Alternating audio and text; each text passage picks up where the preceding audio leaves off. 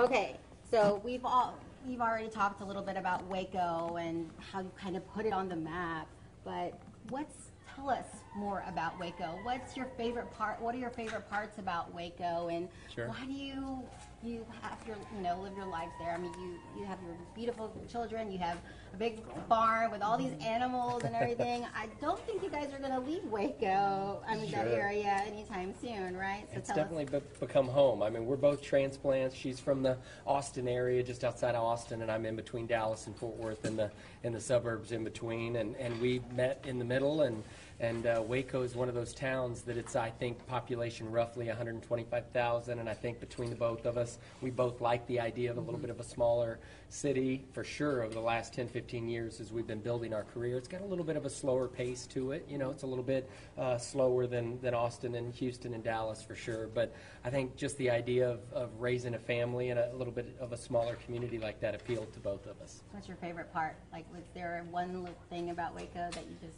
Austin Avenue. I think it's right. Castle Heights, so it's just all the historic homes. Yes. Everyone has its own unique look, and so I just love driving down Austin Avenue just when I... And ironically, that's really that row that she's talking about is kind of our historic district. So it's all these turn of the century houses, and that's kind of where we got our start. And the idea of giving each house its individual story it was the template that we adopted, and we just sort of went with it. And then obviously each of the fixer-uppers that we do, and even we do a little bit of new construction, you know, that became kind of our MO to some extent. Right.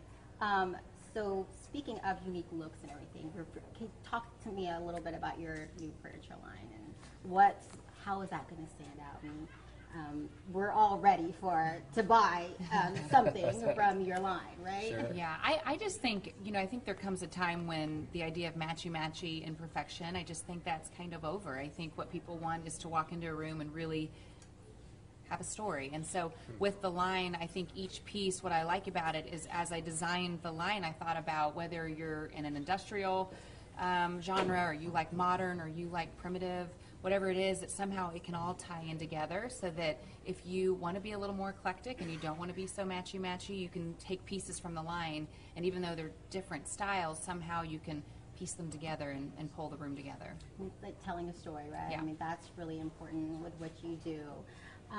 So this is a fun question, actually. How have you ever thought about switching up roles? Like, you design something, maybe? You do not want me designing things. Do you give him things. any, No.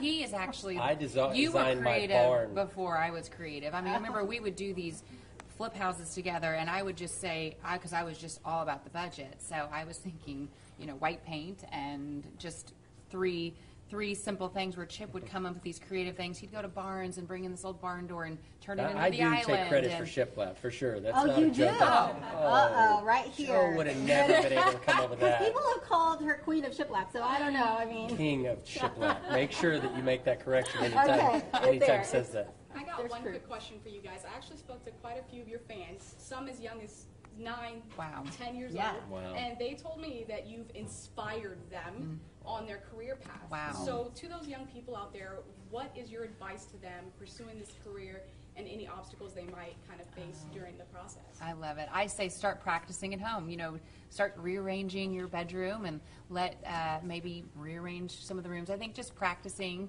but also just thinking, just go with your gut. A lot of times I think people try to follow rules and they think there's a specific formula to it, but I think it's just constantly pushing yourself, and you're going to fail. I mean, I failed quite a few times on a lot of design elements, but I think... Why'd you look at me when you said Well, you failed? because it cost us some money and I got in trouble for it. But it almost seemed like you were implying... No, it was my fault. Oh. But I just think keep pushing through, but practice, but then at some point hone in your specific style and be creative and be unique. Don't try to be me too. that's great A advice. lot of people don't know this about Joe and I, but she's actually the long-winded one. Right.